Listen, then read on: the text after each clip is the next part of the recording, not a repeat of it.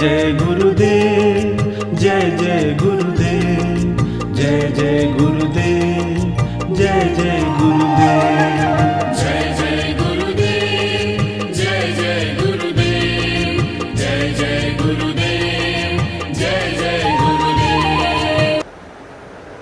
श्रीमद् करुणा सागर महाराज की जय। श्री कैवल धाम की जय। श्री अविचलदास जी महाराज की जय।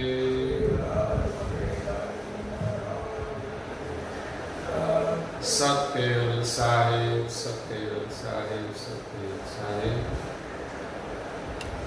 परम गुरु श्रीमद् करुणा सागर महाराज श्री रचित पंचम स्वसंवेद यानी पंचम सूक्ष्म वेद जंगम तिलक चिंतामणि स्कंद है तीसरा और चौथे नंबर है 60।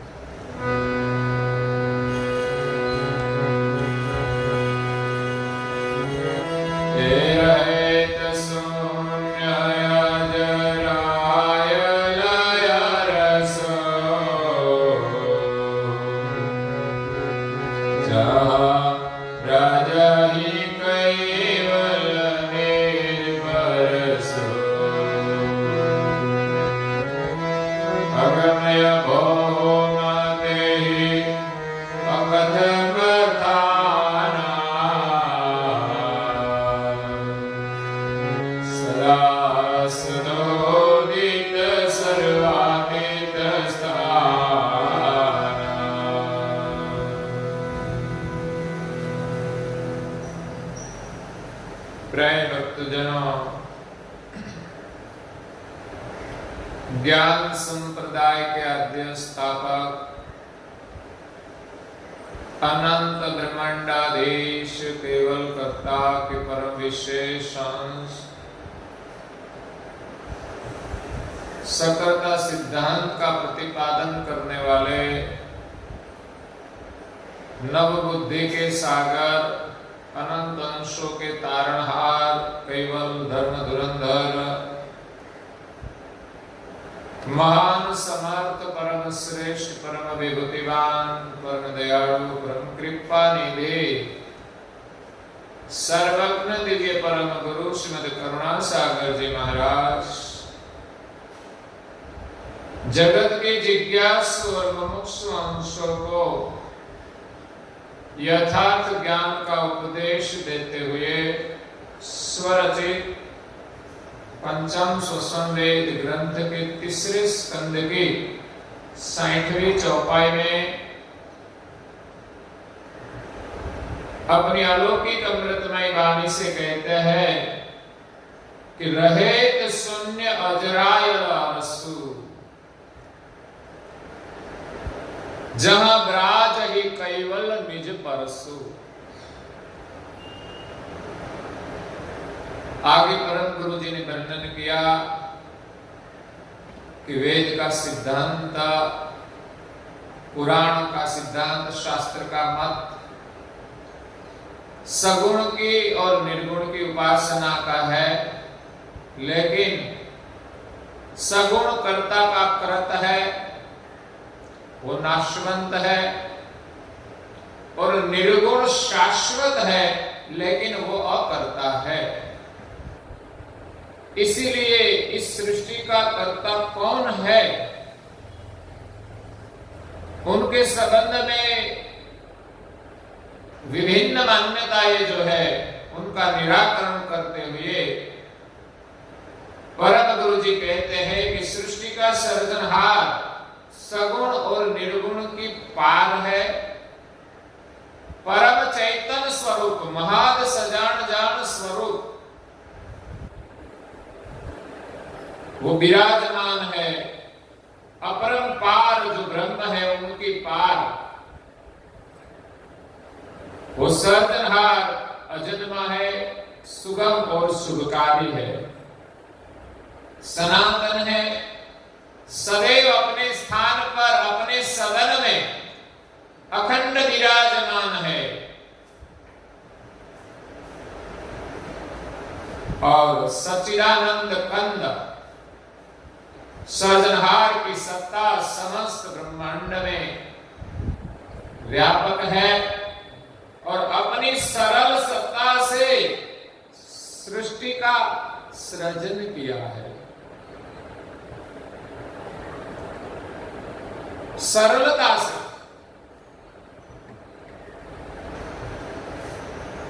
प्रकृति दिन धन्य पुरुष पलक में खलक उपासक। और पहली पंक्ति में कहते ओम प्रथम प्रणाम धाम जिन सकल परापर सरले जाकी सप्त व्यक्त ब्रह्मांड सकल भर। उनकी शक्ति समस्त ब्रह्मांड में व्यापक है, समस्त ब्रह्मांड में व्यापक है और सरलता से ही सृष्टि का सृजन किया है। सृजन करने में सर्जनहार को कोई दुख नहीं हुआ है, कोई श्रम नहीं हुआ है। तो ऐसे सर्जनहार रहित शून्य अजरायल अरसु, अंतरिक्ष में शून्य में वो सर्जनहार अजरायल है, अजन्मा और सबसे अनजान है। ऐसे अंतरिक्ष में सर्जनहार कैवल निज पद में विराजमान है। कैवल निज परसु, कैवल करता जहां विराजमान है, अगम भौम ते ही अकथ्य कथ्याना। ये जो धाम है वो भूमि है, वो अगम है। संसार में वेद शास्त्र पुराण के जो वेदता है वो जानते नहीं थे, इसीलिए उसका कोई वर्णन नहीं किया। इन सभी महान पुरुषों ने जो कुछ रचना का अनुभव किया वही वर्णन किया और वो वर्णन करना भी अकथ्य है। वर्णन कर नहीं सकते। सदा सदोदित सर्वातीत स्थाना, वो पद सदैव सदा सदोदित है, अखंड है, अजर और अमर है। सृष्टि की उत्पत्ति होती है लेकिन सर्जनहार और उनका जो स्थान है वो तो अजर अमर है, अचल है, सर्वातीत स्थाना। सृष्टि की जो रचना है इस सभी रचना से पर है, सर्वातीत है, जिनके पर कोई नहीं है। सर्वातीत का मतलब रचना की दृष्टि से हम देखें तो सभी रचना से वो परे है और सारी सृष्टि के पर उनकी सत्ता है और उनके पर किसी की सत्ता नहीं है। ऐसे सर्जनहार अगम धाम में विराजमान है, जिनका वर्णन चौथी घोड़ी में किया है परम गुरु जी ने। क्या कहा?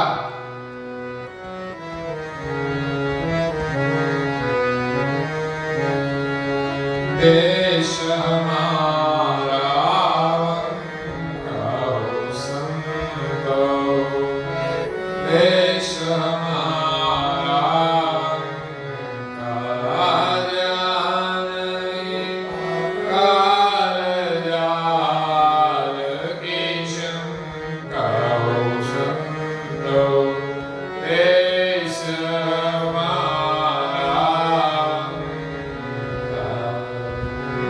गति विना गवन पाव विना पंथा, रवि विना वेद संका,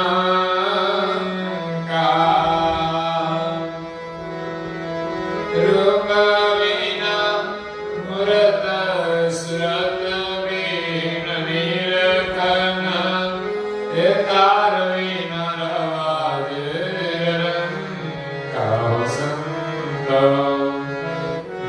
देश हमारा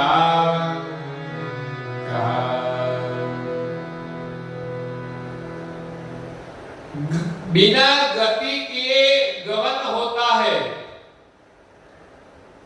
बिना पाँव चल सकते हैं।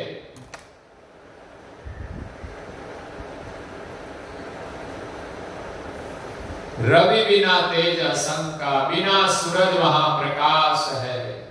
यहां तो सूर्य उदय होता है तो प्रकाश नहीं होता है तो अंधेरा। निज धाम में जहां सर्जनहार विराजमान है वहां सूर्य और चंद्र नहीं है, वहां तो सर्जनहार का स्वयं प्रकाश अखंड है। रूप बिना मूरत, वहां कोई आकार नहीं है, फिर भी सर्जनहार का कोई अलौकिक स्वरूप है जो महान सजान जान स्वरूप है, परम चैतन्य स्वरूप है। सूरत बिन निर्खन, वहां आंखों की दृष्टि नहीं है, सुरता नहीं है, फिर भी दर्शन होते हैं। और वहां कोई वाजित्र नहीं है, कोई तार नहीं है, फिर भी कोई ध्वनि होता है। ऐसा अगम देश है जहां सर्जनहार विराजमान है, जो धाम सदा सदोदित है, जिनका वर्णन नहीं किया जा सकता। तो ऐसे सर्जनहार को संसार में कोई जानते नहीं।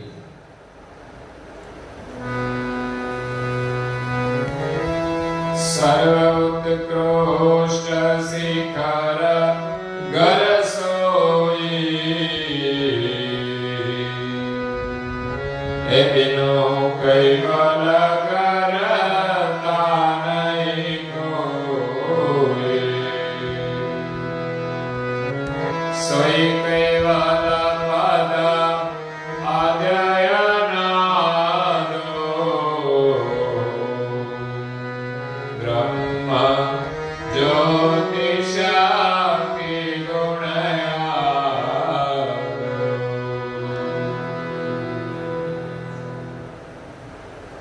सर्व उत्कृष्ट शिखर घर सोई,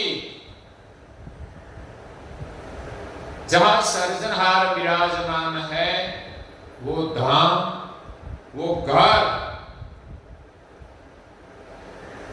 सर्व उत्कृष्ट शिखर पर। सृष्टि की रचना में विभिन्न प्रकार के धाम है और उनके पर विभिन्न शून्य है, शिखर है। उन सभी के पर परम उत्कृष्ट परम धाम है। बिनु कैवल करता नहीं कोई,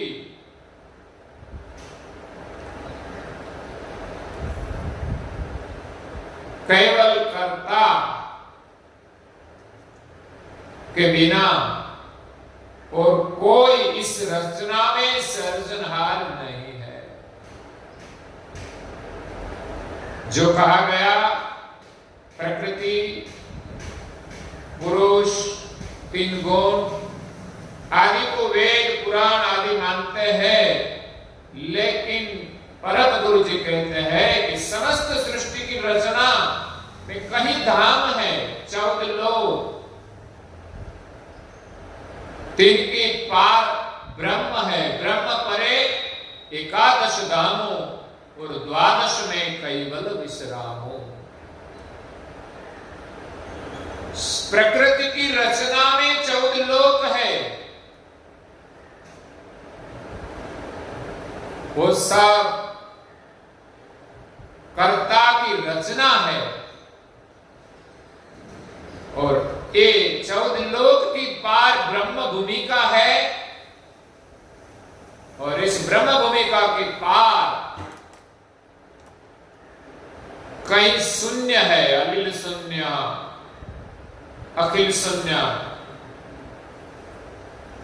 और कुछ नाम शिखर कहा जाता है। शिखर का मतलब जो पर है, ऊपर, उनके पर जो है वो शिखर कहा जाता है। तो वहां गंभीरा शून्य है, अलिल शून्य है, विभिन्न शिखर भी है और सब शिखर के पर सर्जनहार विराजमान है। सो ही कैवल पद आद्य अनादु, वो सर्जनहार का धाम है, उनका नाम कैवल पद है। सर्जनहार का नाम भी कैवल, धाम का नाम भी कैवल। क्यों? कि वो एक पहचान के लिए है। वास्तविक तो वो सर्जनहार है, उनकी पहचान के लिए, उनके भजन के लिए ये मंत्र दिया गया है कि कैवल जिसमें कोई बल नहीं है, जिसमें माया नहीं है, ऐसा एक विशेषण दिया गया है, ऐसा एक मंत्र दिया गया है। वो धाम भी ऐसा निर्मल है जहां कोई मल नहीं है। तो वो कैवल धाम आद्य अनादु, ब्रह्म ज्योत शक्ति गुण आदु, आदि और अनादि है। तो ब्रह्म प्रकाश है, ज्योति, शक्ति और 3 गुण, उन सभी की आद्य का वो परम धाम है। और वो धाम अनादि है, आदि और अनादि। तो आदि क्यों कहते हैं? उसकी उत्पत्ति तो हुई नहीं है, वो अजन्मा है, लेकिन जो रचना है उनकी आदि है और उनका स्वरूप वो अनादि है। तो ऐसा धाम में सर्जनहार विराजमान है। तेहि करता महादय खंड उजासा,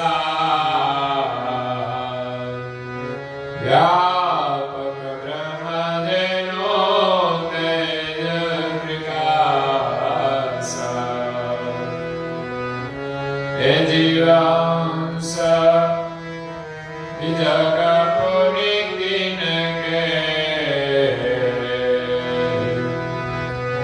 कैवल आद्य सनातन दिन के।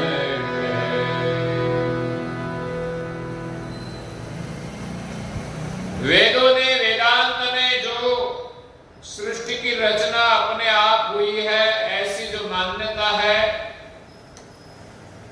और सृष्टि की रचना में ज्योति, शक्ति और 3 गुण को जो ईश्वर या अपन सर्जनहार मानते हैं, विभिन्न मत है, उन सभी का निराकरण करते हुए दिव्य परम गुरु जी कहते हैं कि जो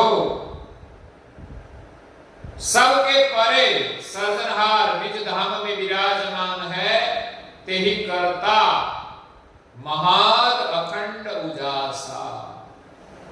उनकी गति महाद है, अखंड है और परम प्रकाशमान है। सर्जनहार प्रकाशक है और उनका प्रकाश अखंड और महाद है, चौं तरफ अनंत विस्तार तक फैला हुआ है। व्यापक ब्रह्म जैनो तेज प्रकाशा। सृष्टि में जो व्यापक ब्रह्म प्रकाश है, सच्चिदानंद रूप है, वेद और वेदांत जिनको कहते हैं कि ब्रह्म से सृष्टि उत्पन्न हुई है, लेकिन वो ब्रह्म प्रकाश इस सर्जनहार का प्रकाश है। सर्जनहार ने अपने संकल्प से इस सृष्टि का सृजन किया है। प्रकाश में अपने आप कुछ उत्पन्न हुआ नहीं है। जीव अंश बीजग पुनि तिनके, संसार के जितने भी जीव और अंश है, मूल स्वरूप अंश है जिनको जीव दशा लागू हुई उनको जीव कहते हैं। तो अंश का भी प्रकार है, सामान्य और विशेष और परम विशेष। तो सामान्य अंशों को जीव दशा लागू हुई, वो सब जीव बन गए। विशेष अंशों जो सब देवताएं हैं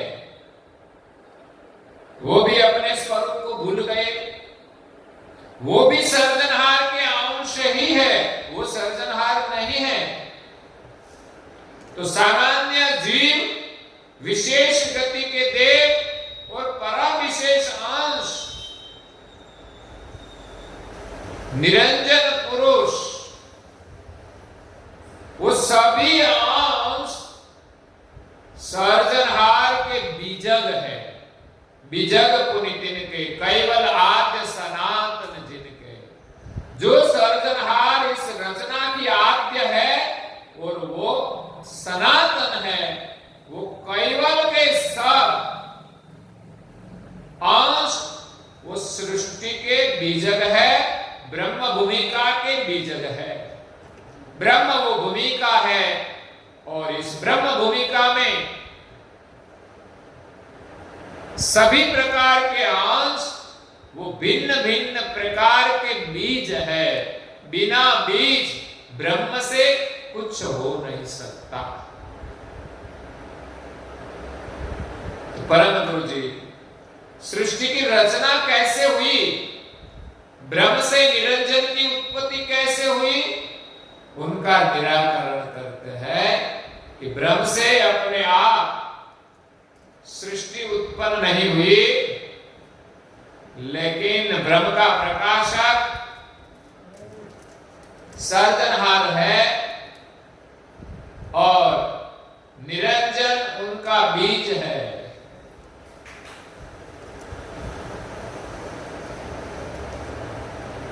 वो कहते हैं हे प्रथम बीजग निरंजन ही सबोरा,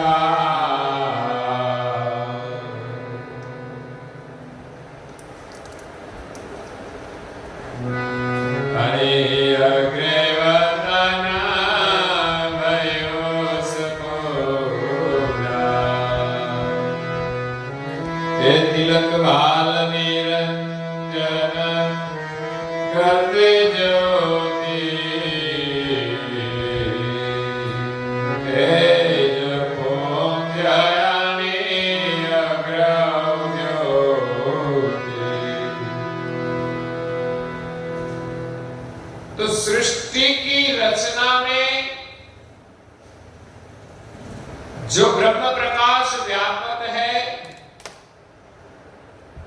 वो ब्रह्म भूमिका में प्रथम निरंजन, प्रथम बीजग निरंजन ही सपूरा। तो सृष्टि की रचना का प्रथम बीज वो निरंजन है। निरंजन कर्ता नहीं है, लेकिन सर्जनहार का एक अंश है, उनका बीजग है। वो खुद को कुछ पता नहीं, जैसा बीज सर्जनहार ने बनाया है और ब्रह्म भूमिका में बोया और सर्जनहार की सजीवन वृत्ति का उनको पोषण मिला, तो इस ब्रह्म भूमिका से निरंजन की स्फुरणा से सृष्टि का विस्तार हुआ। वो कैसे हुआ? अनि अग्रेव तन भयेउ सपूरा। अनि अग्र गति से इस सृष्टि की स्फुरणा हुई है। तो मूल विषय जंगम तिलक चिंतामणि का है। इसलिए परम गुरु जी ने पूरा सृष्टि की रचना का वर्णन करना पड़ा कि वेद वेदांत मानते हैं कि अपने आप सृष्टि उत्पन्न हुई, लेकिन परम गुरु जी कहते हैं कि ब्रह्म से अपने आप सृष्टि नहीं होती। ब्रह्म के जो प्रकाशक है वो महान सजान जान है, महासंकल्पी है, सगर भी है। सर्जनहार के संकल्प से सृष्टि का प्रथम बीज निरंजन उत्पन्न हुए, वो बीज ब्रह्म भूमिका में आया और इस निरंजन से सृष्टि की स्फुरणा हुई, लेकिन वो खुद को पता नहीं कि कैसे सब हुआ है। जब निरंजन से शक्ति उत्पन्न हुई और शक्ति से साथ उनका संयोग हुआ तो तीन देवियां उत्पन्न हुई, और बाद में निरंजन को प्रश्न हुआ कि सब कैसे हुआ, वो खुद को पता नहीं, लेकिन निरंजन रूप बीज में जो गति थी, इसमें से कुछ स्फुरणा हुई तो शक्ति उत्पन्न हुई, और उनको खुद पता नहीं था कि शक्ति के साथ संजम करने से 3 देव और 3 देवियां उत्पन्न होंगे।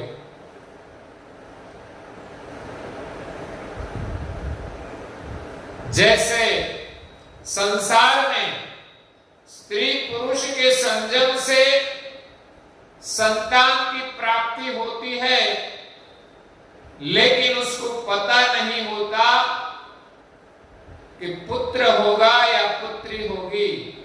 अगर तो बालक में कुछ खोड़ आती है तो वो भी पता नहीं होता, लेकिन बड़ा होने के बाद अभी निरीक्षण किया जाता है तो पता चलता है कि लड़की है या लड़का।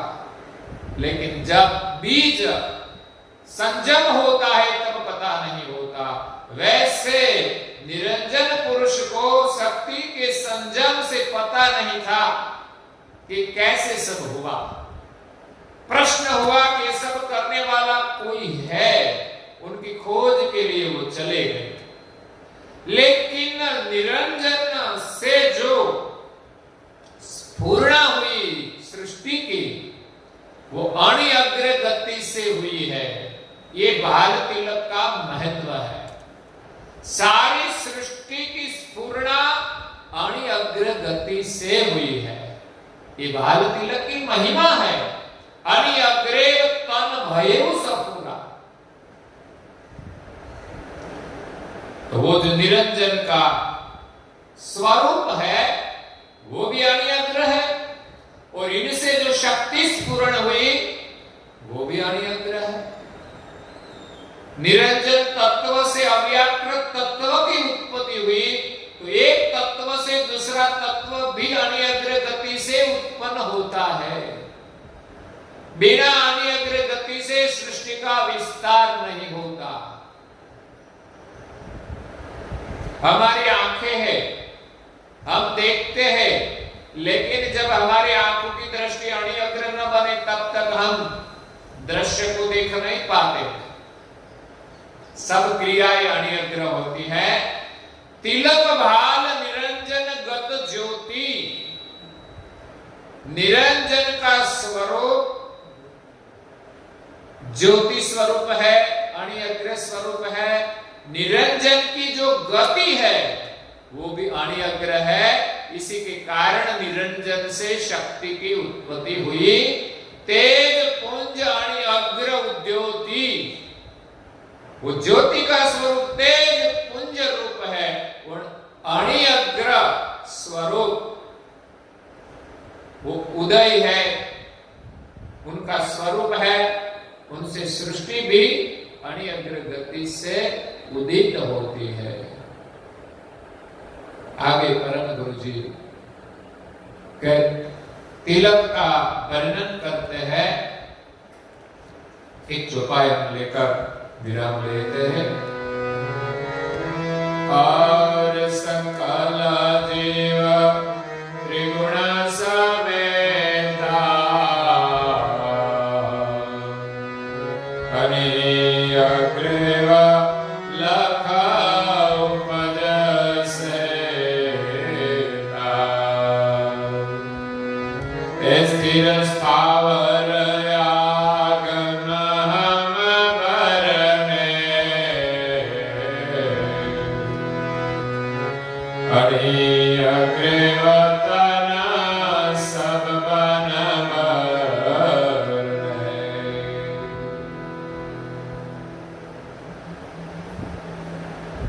सबसे पहले ब्रह्म से निरंजन रूप बीज से स्फुरणा हुई और सकल जीव त्रिगुण समेता,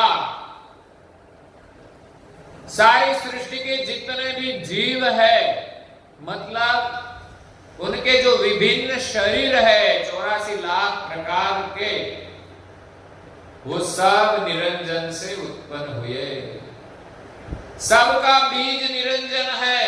एक निरंजन में सर्जनहार ने ऐसी अकल गति की है कि 84 लाख प्रकार के बीज निरंजन से इस सृष्टि में बिखरे हैं। त्रिगुण समेता, 3 गुण रजोगुण, तमोगुण, सत्वगुण के अधिष्ठान जो देव है ब्रह्मा, विष्णु और महादेव, उनके शरीर भी इस निरंजन से बने हैं। अणिअग्रेव लख उपज सहेता, वो सब कैसे उत्पन्न हुए? क्योंकि अणिअग्र गति से, अणिअग्र लक्ष्य से उपज सहेता, प्रेम से उत्पन्न हुआ है। बिना प्रेम कुछ हो ही नहीं सकता। प्रेम और अणिअग्र गति से ये सब रचना हुई है। त्रिगुण के साथ सारी सृष्टि के विभिन्न प्रकार के शरीर के जो बीज है वो भी सब अणिअग्र उत्पन्न हुए हैं। और कहते हैं कि स्थिर स्थावर आगम हम बरने, दूसरे स्कंद में स्थावर तिलक चिंतामणि का वर्णन किया कि सभी प्रकार की जो स्थावर जाति है, वनस्पति जाति है, उनके बीज, उनका उदय अणिअग्र गति से होता है। और पेड़ पौधे में किसी के पान, किसी की डालियां, किसी के फल, किसी को काटा, सब अणिअग्र गति के हैं।